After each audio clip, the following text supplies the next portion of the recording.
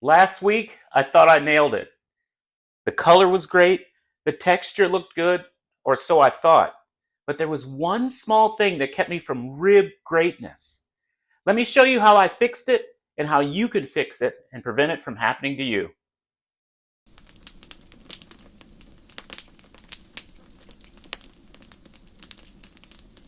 In today's video, I'm going to show you my exact process and how I corrected the one thing that ruined my bark last week. So I'll show you how I season it, which is very important. I'll also show you how I flip it, how I wrap it, and even how I glaze it at the end. So if you've ever had a problem with bark, hopefully we're going to solve that for you today.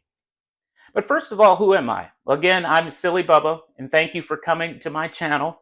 I'm a KCBS-certified barbecue judge. I've been judging competitions for the past 10 years. I'm also a volunteer caterer, and I help those who are in need sometimes with bringing them, in a sense, barbecue meals on wheels. So again, thank you for joining. One thing that I have learned is that appearance in barbecue is just about as important as the taste. Your ribs, your pork butt, whatever you're cooking has to look good because really you eat with your eyes first. So let's get right into this and let's show you exactly what happened last week and how maybe the ribs looked really good, but there was one small thing that I missed that could be better. On the surface, these ribs look great. Excellent mahogany color. Look at that bone pullback. They were very tender. Good bark in most areas, but look at there. Do you see where the bark kind of washed away? And all you see is the meat underneath? Not a great bark at that point, is it?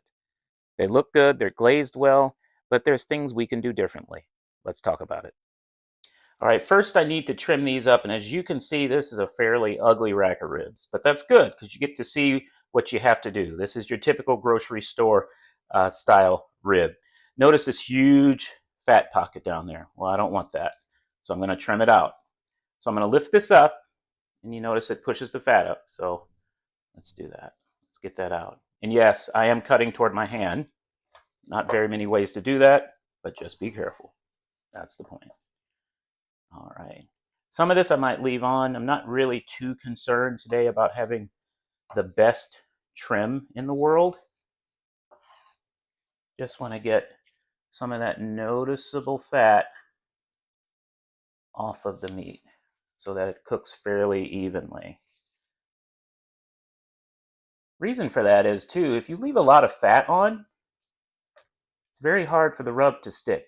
Now, you might be thinking about a brisket and thinking, well, you know, if there's fat, 1/4 inch of fat is great. When that renders down, it becomes like a beef sugar cookie, right? Thing is, these ribs are not going to be on the pit 8, 10, 12 hours like you would see with a brisket. So the rub won't have a chance to render, or the fat won't have a chance to render like it needs to. So something to keep in mind. Rub sticks to meat far better. It's a little ugly up here. I'm going to trim some of that out. Turn it around so you can see it. Again, this is thin meat. You can put it on for a little snack, but I won't leave it on the entire slab because it'll dry out. This is actually, a lot of people call it the skirt, but it's the diaphragm. So again, these are ribs, so, you know, just like in your body, your lungs are directly behind your ribs. And I don't want any diaphragm today. I'm going to cut this off right here. So now I'm going to get the membrane off. Paper towel, I always recommend doing that. It's a lot easier. You want to grab it from the furthest bone. Sometimes it comes off easy, sometimes it doesn't. Pull up toward the top of the meat. It's always important. And then kind of square it up with your hand and pull. All right, so here's my seasoning process. First, I have what's a lot of people might call a binder.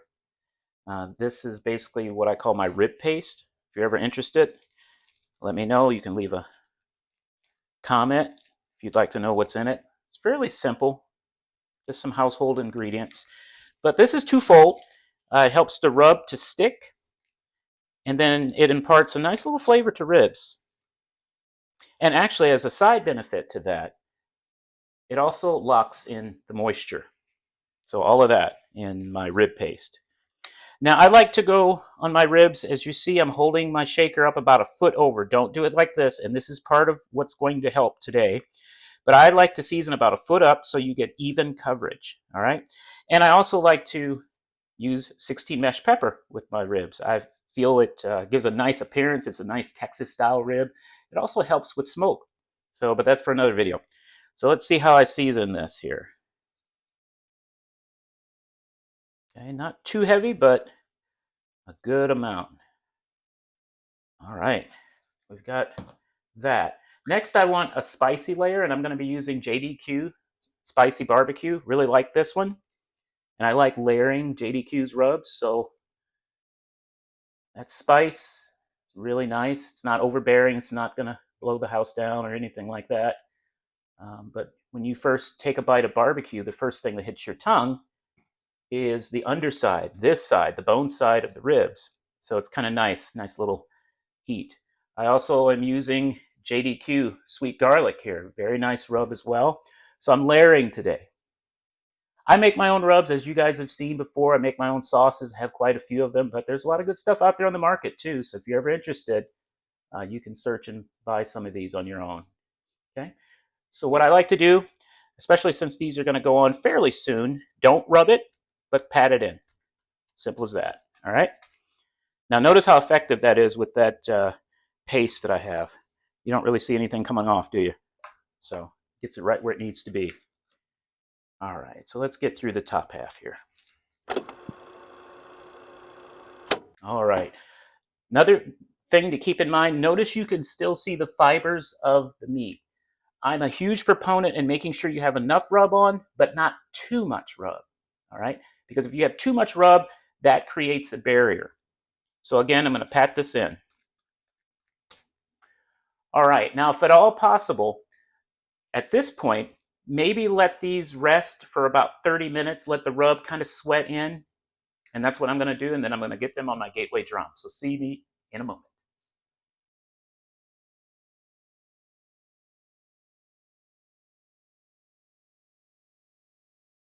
All right, so I'm going to get these ribs on my gateway drum. Gateway drums are really nice, but the one thing you'll notice if you have a drum at home, they run kind of moist, a lot wetter inside than maybe an offset cooker or of course like a pellet cooker or something like that. So that can actually inhibit bark. Now it's wonderful as far as making your food tender, but you have to take precautions when working with a drum because it is wetter than most. So as you'll see here, I'm running my drum needles up, as they say, which is about 300 degrees or a strong 300. So I don't mind if it goes 3.5, 310. I don't have a lot of rub or a lot of sugar in the rubs that I'm using today. But I'm going to get these ribs on. Let's see how they cook.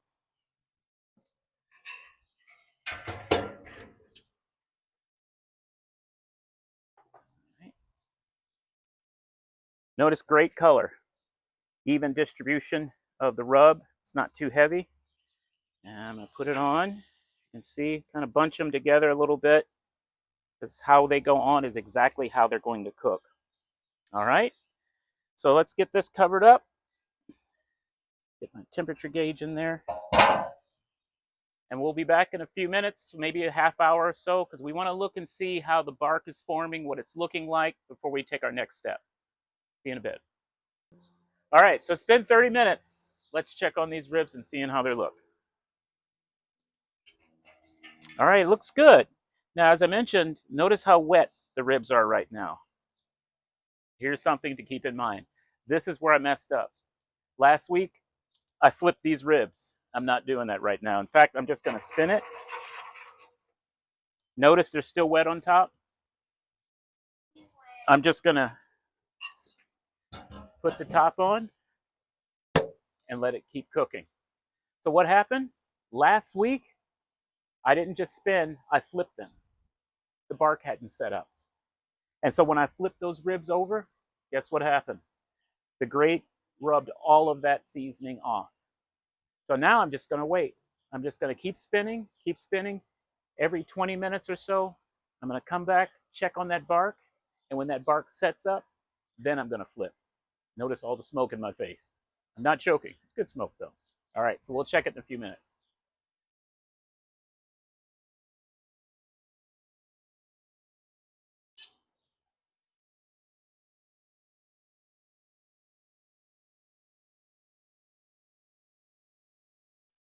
All right, so it's been 30 minutes. Let's see what the ribs look like. All right, if you zoom in on that, look at that. Okay, that rub looks pretty solid. I like it. Let's look at the underside here too. Okay, getting kind of dark. So now I'm going to flip it over. The rub seems like it's setting pretty well. I'm going to flip this over. We're going to give it another 20 minutes. See what happens. All right, so let's check on these ribs now. Well, you notice the underside looks really good. That fat's rendering beautifully. And that bark is on. That bark looks excellent. All right, so let's get them inside. Let's get them wrapped up. All right, so they're looking pretty good. There's some fat popping. If you zoom in here, you can see the rub is pretty well set on. So now what I'm going to do, I'm going to put them in foil. Now, in my foil wrap, there's brown sugar, a little bit of seasoning, a little bit of honey, and a little bit of my glaze. So that'll be a real test to see how the bark holds up. So I'm going to wrap these up. If you zoom in, you can see how I'm doing that a little bit. I don't want any space left. I want this to be a pretty tight seal.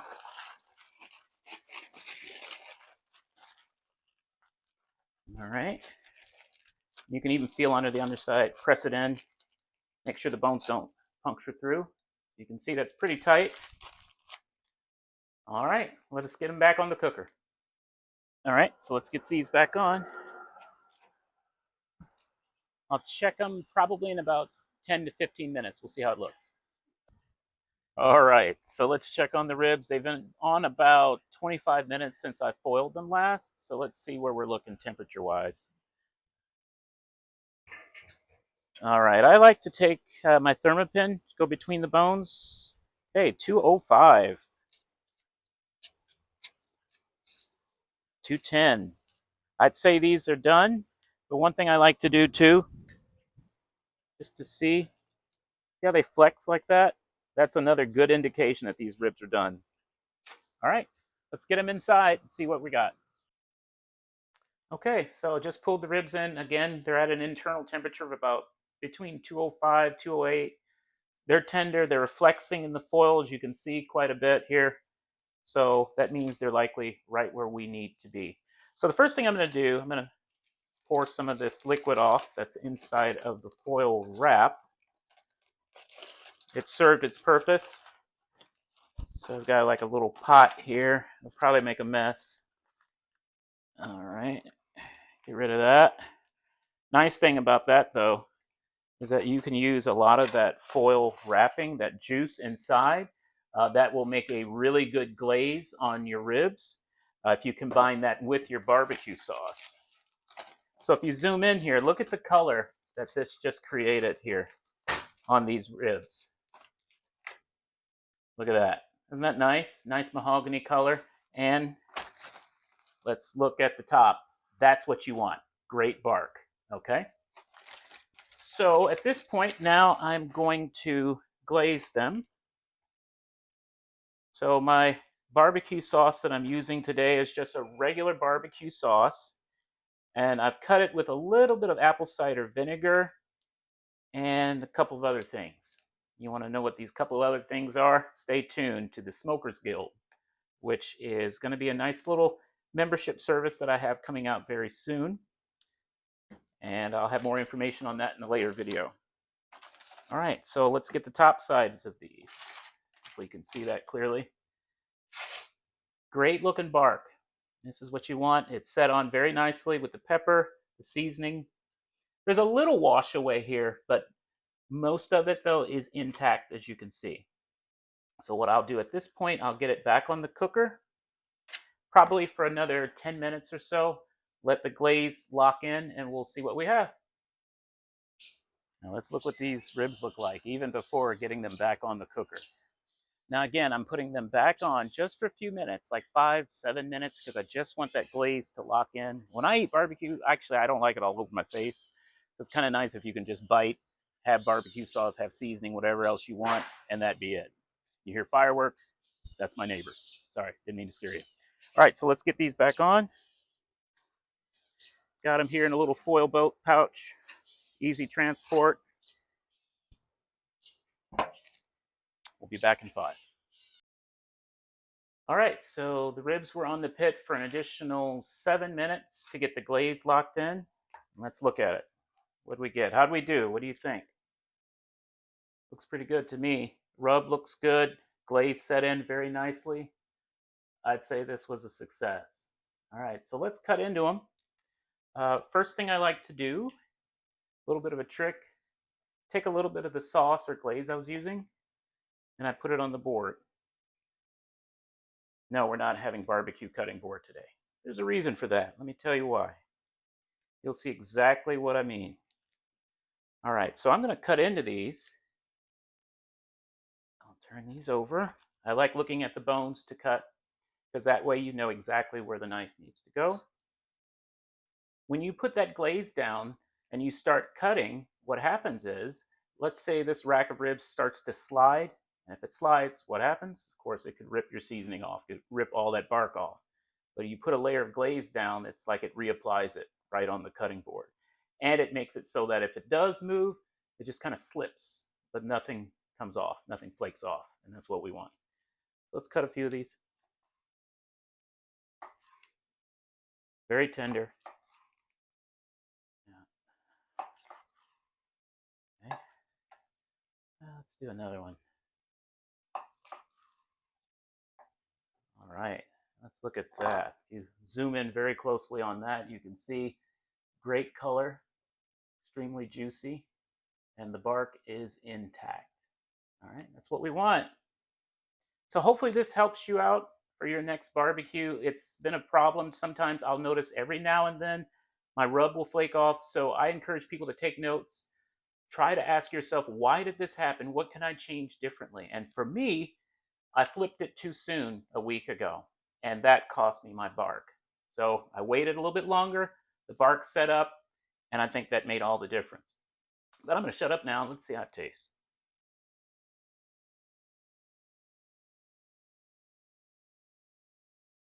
I'm happy with this. It's not bad at all. So again, thank you for stopping by. If you feel like this helped you to be a little bit more confident with your rib cooking, your barbecue cooking, drop a comment down. I'd love to hear what you have to say. Let me know what other issues you've had. I'd like to take that into consideration as I make more videos in the upcoming weeks and months. I'm here to help you as best I can. And again, like I mentioned before, stay tuned because the Smokers Guild is coming. And that again is to help everyone feel more confident at their grill, at their smoker, so that you own your backyard and you are the king or queen of your cul-de-sac. So stay tuned for that. If you like this content, like and subscribe, and I'll see you next time.